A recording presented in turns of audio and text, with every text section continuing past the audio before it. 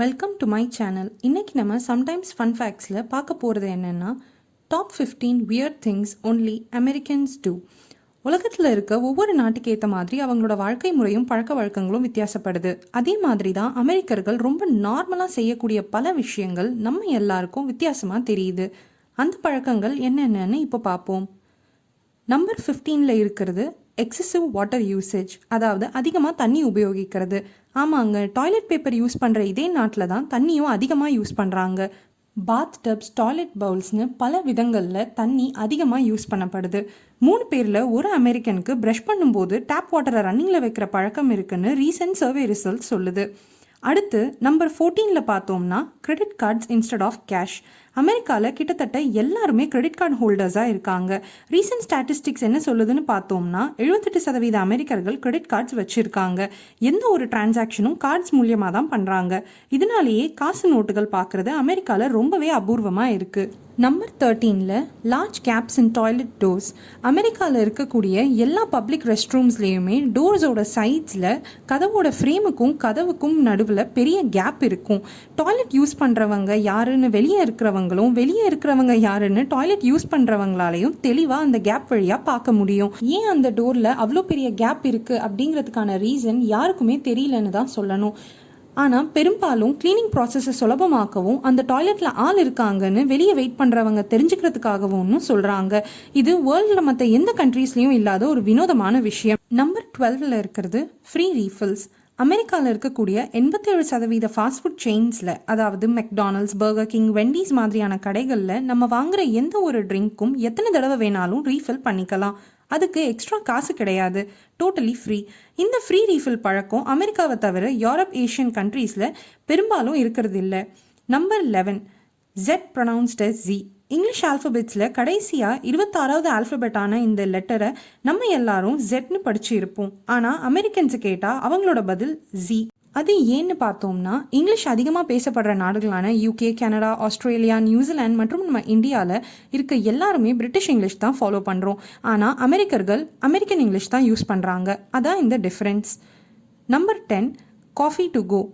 Europe, Japan மாதிரியான மற்ற பல நாடுகளில் காஃபி குடிக்கிறதுங்கிறது ஒரு கேஃபேலேயோ இல்லை நம்ம பிஸி டேயில் கொஞ்சம் நேரம் டைம் எடுத்து ரிலாக்ஸாக குடிக்கிறது வழக்கம். ஆனால் அமெரிக்கர்களை பொறுத்த வரைக்கும் காஃபியை இது மாதிரியான பேப்பர் கப்ஸில் பார்சல் வாங்கிட்டு டிரைவ் பண்ணும்போதோ இல்லை ஆஃபீஸ்க்கு நடந்து போகும்போதோ குடிச்சிட்டே போகிறது தான் இவங்க பழக்கமாக இருக்குது. இது பல டூரிஸ்ட்ஸ்க்கும் ரொம்ப வினோதமாக தெரியுது. Number 9 imperial units for measurement. உலகத்திலேயே 3 நாடுகள் தவிர்த்து மீதி இருக்க எல்லா நாடுகளுமே மெட்ரிக் மெஷர்மெண்ட்ஸ் தான் ஃபாலோ பண்ணுறோம். ஆனால் அமெரிக்கன்ஸ் இம்பீரியல் யூனிட்ஸ் ஃபாலோ பண்ணுறவங்களா இருக்காங்க. கிலோமீட்டருக்கு பதிலாக மைல்னும், லிட்டருக்கு பதிலாக கேலன்னும், கேஜிக்கு பதிலாக பவுண்டுனும் அவங்களோட அளவீடுகள் எல்லாமே உலகத்தை விடவும் ரொம்ப வித்தியாசமாக இருக்குது. அடுத்ததாக நம்பர் 8 இருக்கிறது ஸ்மைலிங் அட் ஸ்ட்ரேஞ்சர்ஸ். மற்ற நாடுகளிலிருந்து அமெரிக்காவுக்கு வரக்கூடிய டூரிஸ்ட்ஸோ, இமிக்ரெண்ட்ஸோ இல்லை ஸ்டூடெண்ட்ஸோ யாராக இருந்தாலும் அவங்க எல்லாருக்குமே வித்தியாசமாக தெரிகிற முதல் விஷயம் இதுவாக தான் இருக்கணும். முகம் தெரியாத அந்நியர்களாக இருந்தாலும் பார்த்த உடனே ஒரு ஸ்மைல் பண்ணுறதும் அவங்களோட ஹாய் அப்படின்னு சொல்லி இயல்பாக ஃப்ரெண்ட்லியாக பேசுகிறதும் இவங்களோட சராசரியான வழக்கமாக இருக்குது. Number 7 30 to 90 days return policy.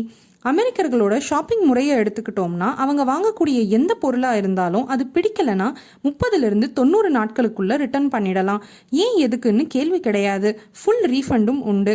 ஒரு சில கடைகளில் இன்னும் ஒரு படி மேலே போய் லைட்டாக யூஸ் பண்ணியிருந்தாலும் பில் இல்லைனாலும் ரிட்டர்ன் எடுத்துக்கிறாங்க.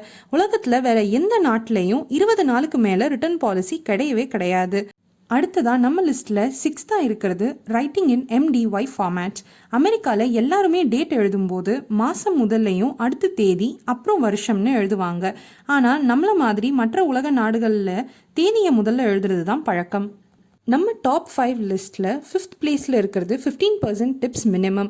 ரெஸ்டாரண்ட்ஸ் போனால் சாப்பிட்டு பில் பே பண்ணும்போது டிப்ஸ் வைக்கிறது நம்ம எல்லாரும் செய்கிற நார்மலான விஷயம். எவ்வளோ டிப்ஸ் கொடுக்குறோங்கிறது அவங்களோட இஷ்டம்.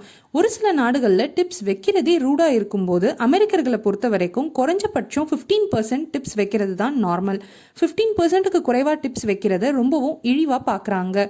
Number 4 ads about tablets and lawyers.